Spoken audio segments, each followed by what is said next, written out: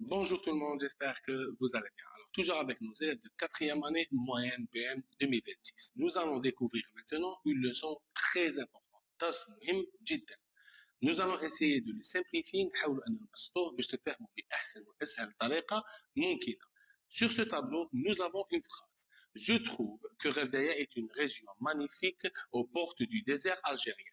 Dans cette phrase, nous remarquons la présence de deux verbes conjugués, le verbe trouver et le verbe être. Ce qui fait que cette phrase, c'est une phrase complexe.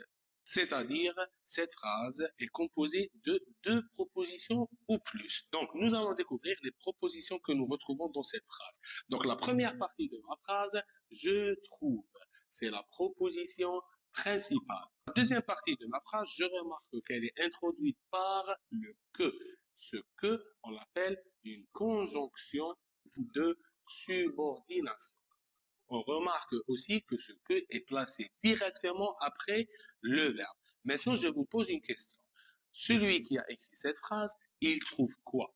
La réponse est que Gherdaya est une région magnifique aux portes du désert algérien. Ce qui fait que toute cette proposition, cette deuxième proposition, a pour rôle de compléter le sens du verbe, ce qui nous amène à l'appeler une proposition subordonnée conjonctive complétive. Donc, qu'est-ce que je dois retenir de tout ce qu'on vient de dire? Il y a trois choses importantes les Première chose que je dois retenir en tête, c'est que la proposition subordonnée complétive, elle se place généralement après le verbe, car elle a pour rôle, c'est de compléter le sens du verbe.